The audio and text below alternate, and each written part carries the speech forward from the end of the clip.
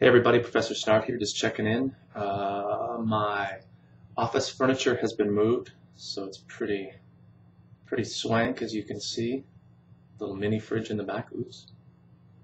Bookshelf, light. I just got it all going on. Give you the full tour here. Door. What more could you ask for? Thank goodness it's an online class, so the likelihood of people stopping by the office physically is slim and none. Anyway, hopefully you had a good July 4th weekend. Throws a bit of a wrinkle into at least the first week of our 5-week class, so we sort of had to push through as far as the long weekend, and then of course, as some of you found out, and as is noted now on the Blackboard website, there was an outage, I guess a power outage at COD Friday night from like 7 until about 11 or 11:30 at night. Normally a time that wouldn't affect a lot of people, but of course for us, our first due date that Friday night. So lots of panic-induced emails and phone calls that I was dealing with. But if you do run into that kind of issue, always good to be in touch with me as soon as possible. And if you have to email an assignment just to show that you did it on time, always do that. Although I'll always ask you to submit through Blackboard, so it's sort of officially through the gradebook and submission process that way. Contact COD, IT, if they're available. But as I told everybody who contacted me who was having issues like that, any kind of like IT or technical related thing, clearly I will extend the due date or whatever, make arrangements so that we're not dealing with just technical issues like that. So kind of a panic-inducing way to start the 4th of July weekend, but hopefully it overall went pretty good. Just looking at our due dates then, we are right on top of the next one. So I'm recording this Tuesday morning, and the due date for both Unit 3 and 4 is Tuesday, July 5th, so the end of today, Tuesday, that work has to be completed. And then our pacing gets a little bit slower, at least as far as not completing multiple units back-to-back like this or at the same time.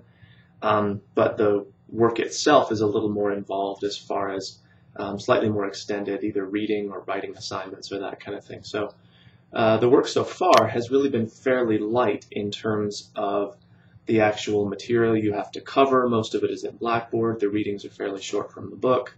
And then it's been mostly just discussion board posts, doing the student homepage, so kind of informal stuff like that. These next units then get a little bit more into kind of the core ideas or the content of the class. And I'll remind you again to be thinking as you work through this that ultimately in your writing assignments, whether it's the paragraph that you're writing for is it Unit 3, and then as we get into the essays, the full essays, that as you work through the material in the unit, that essay or that writing assignment becomes the method that I use to see has this student, understood and can apply the material that we've covered. So remember to keep that connection between course content and the assessment device as clear as possible. In other words, you want to show me that, for example, this idea that we cover in Unit 3, the shape of the paragraph, shape of the essay idea, that you can understand and then apply that in your own writing. And I even kind of point this out in the essay or in the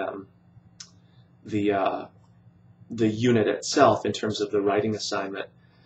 A good example, because we've just covered this notion of how to balance, and this is the shape of the paragraph idea, how to balance more general statements like a thesis or a topic statement with the specifics that go to support that. So the basic structure of the argument, whether it's about a literary, short story or about an issue, is fundamentally the same. You express an interpretation, so it's not an opinion like I like this, I don't like this, but it's an interpretation or an analysis, which is again your thesis statement for the whole essay or maybe a topic sentence within a body paragraph. And then, of course, to defend that assertion or to prove that thesis or topic, you provide details. In our case, that specific example, so direct quotation from the short stories. So really, this whole shape of the paragraph idea is just a kind of way of visualizing how to arrange the various pieces of an essay in terms of where do the more general parts go, how do they relate then to the more specific parts, and again, kind of keeping the focus for our writing really fairly narrow on that thesis statement and that one kind of assertion or idea about a particular, theme or relationship between characters or idea that you see happening in the short story. So it's actually then really kind of easy for me in terms of the grading, to be perfectly honest.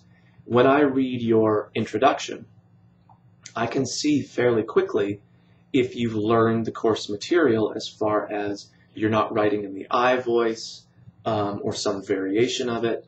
You have your thesis statement, which is a proper thesis statement, which is covered in the material here, in the right place. You then go on to develop a topic sentence with details from the short story. So I don't need to read really carefully to look for that particular concept being applied. Of course, I read carefully for other things, but I can see just by skimming, if you start a body paragraph with a direct quotation from the short story, that shows me like immediately that you're not applying the concepts from the course to the assessment device, to the essay that you're writing. So again, keep in mind that what you're learning in the course isn't just kind of stuff and then you write an essay that's unrelated. The essay is your way of showing me that you get the course content. So this shape of a paragraph, shape of an essay idea is actually one of the most kind of basic core concepts that we really want to get almost ingrained as a force of habit, that you start your essay with an introduction that narrows to a thesis statement. That's just sort of what you do by default. And then you begin to develop body paragraphs, and you always open those with a topic sentence, and there's always, always, always direct quotation from the primary texts that you're covering, whether it's short story or play or a combination of those things. Again, like a force of habit, you begin to see writing an essay as, in some ways, just fitting these pieces together. You know what kind of statement has to go where. The trick then is just developing good ideas, developing a good thesis, and then finding the support for those ideas from the primary texts. So again, this notion of balancing or managing the general and the specific together is one of those core competencies or core skills that we want to develop here. So the first writing exercise for our class here, the paragraph, is very limited in scope. And really the content, so what particular argument you make about William as a character, is secondary to showing me that you get how the topic sentence sounds and where it goes, how to integrate then quotations effectively to support that idea. So content-wise, much less important than applying the concept of balancing the general and the specific. And remember, those terms are relative, so general for us isn't, there has always been literature in the world, right? That's way too broad, even for our long essay.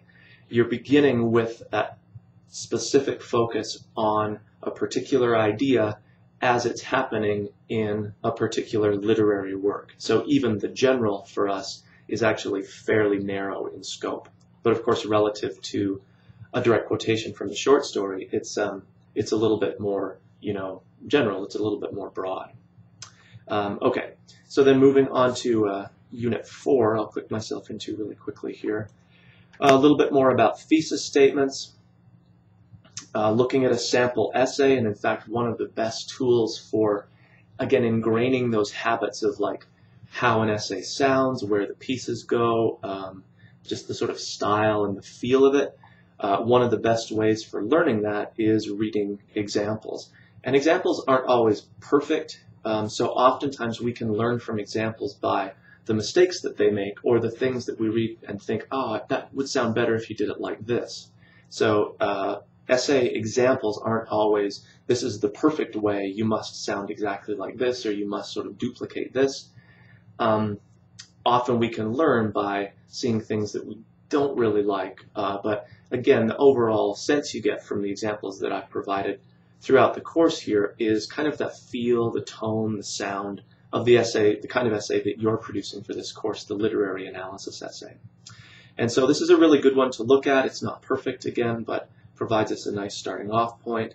There's a short quiz. There's a little bit about thesis statements, which can be sort of tricky for some people, but again, reading a few sample essays can really give you a sense of what kind of argument you're making or interpretation you can put forward about the works that we're reading. So again, one of those core kind of fundamental basic ideas or concepts that we're learning here is about thesis statements. So once again, when I read your essay and see a thesis statement that isn't a thesis statement, it's just an expression of an opinion, or it's not really an idea that has any kind of nuance to it, or there's no real interpretation outside of, Alice Munro uses symbolism. That's not a statement that anybody would, and it's not contradict so much, but say, you could argue that Alice Munro uses setting to develop the theme of gender identity. That's a pretty common reading of that story. So that presents a particular interpretation. It's not just this broad statement that nobody would really question or say, oh, I hadn't thought of that, or that is an interesting way of interpreting the story. So lots of things to read, or stuff to read about thesis statements here. And again, I'm looking for the application of that concept in the writing that you're doing. A couple of quizzes, a little discussion board about the short story Flight Patterns, which is in our book, and then we move on to Unit 5. So we really, especially now that that holiday is out of the way or done, we really do move at a pretty, regular pace throughout the course. So again, stay on track with everything and be sure you're reading everything carefully and not rushing through, because time, it always does feel like you're rushing through, but you really need to manage your time effectively. Okay, so the very last thing I'm going to say, if I have any time left, and I do just a little bit, is, and I'll highlight this throughout the course, it's actually highlighted in the course already, but I'm just going to click myself into the MLA citation links. One of the most important parts of this course of English 1102 is getting MLA citation correct. That means doing it correctly in the text of your essay, so in-text citation, and also being able to do it correctly in terms of formatting a works cited page. So an essay that I get at the end of the course, when you should have learned all of this material and be able to apply it effectively, an essay that I get at the end of this course that could be really good in just about every other way, but still doesn't have those basic research formatting tools in place. So in-text citation, properly formatted works cited page, you're almost looking at an essay that is unlikely to pass at that point, which might sound pretty harsh, and it is, but as a professor, I can't let somebody who doesn't have that basic sort of research component learned leave English 1102. English 1102 is kind of known as the research class, so that's how important that set of skills is. The good news, and sort of the flip side of that same arrangement, so it sounds kind of drastic in one way, but honestly, you can use that to your advantage just by flipping it around and saying, well, if things like in-text citation and a proper works cited page count so much, then why don't I just do them correctly? Common sense, right? But because it's weighted so heavily, learning to do that right can take an essay that's actually kind of mediocre in other ways, or that is maybe not as strong, and it turns into easily a B or maybe an A paper because it has those particular components that are so important in our course in place. Okay, so kind of drastic, I know, but make it work to your advantage instead of against you. And I'll sign off here for now. It's kind of a long announcement, lots to think about. Be in touch if you have any questions or concerns as we continue moving through the course, and I will talk to everybody soon.